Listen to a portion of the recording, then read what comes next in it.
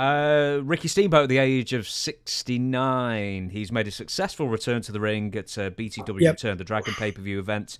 Steamboat last had a brief WWE run in 2009 after he last wrestled full-time in 1994, so another comeback some 15 years after the fact almost. All reports are Ricky looked great. All things considered, he hit arm drags, he did a little chop to the head thing, he did a figure four, and he looked very, very good, all things considering. Did you see any clips? I did see the clip. He was famous for his arm drags. Um, and I saw a couple of those. He'd really do a textbook arm drag, the way you're supposed to do it.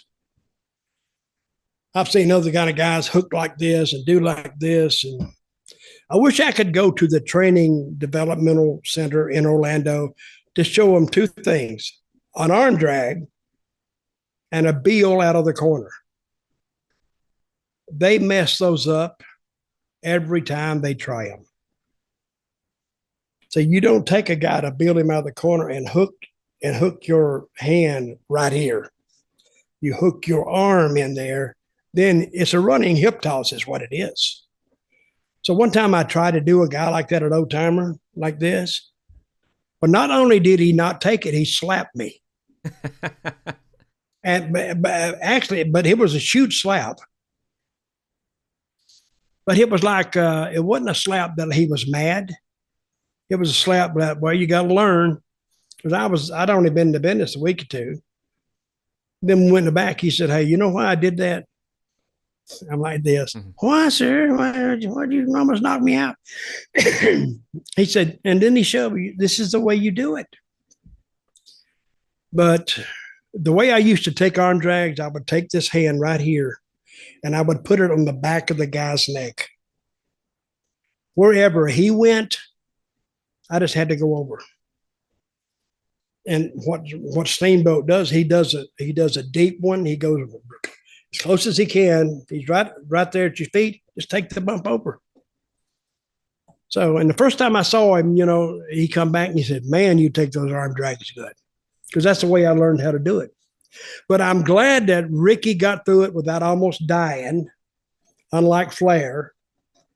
And I think Flair's going to try to do one more maybe. I've been reading.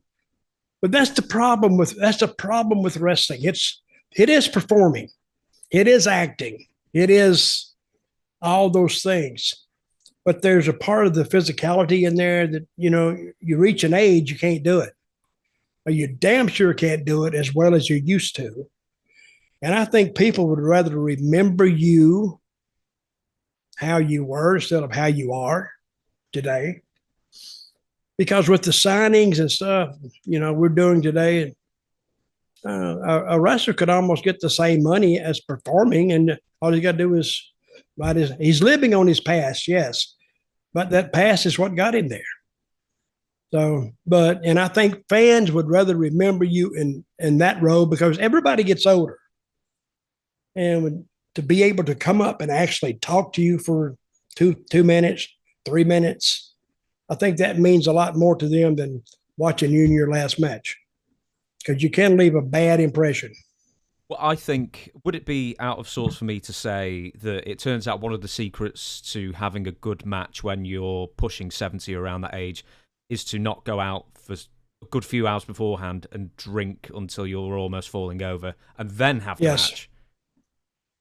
That would help. That would help if you have in the middle of your career. Don't get drunk before a match.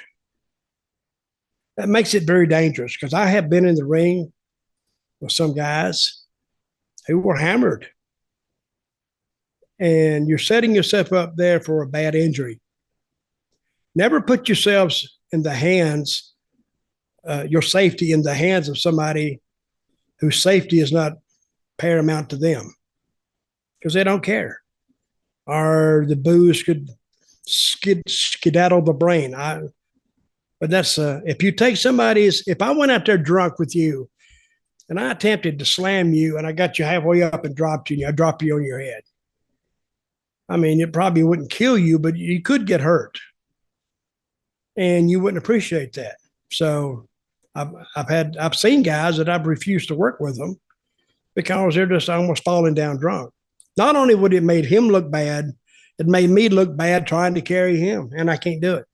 I can't go. They say go 10 minutes. I said I can't go 1 minute, and I said so I'm not going. You see him. I'm refusing to work with him.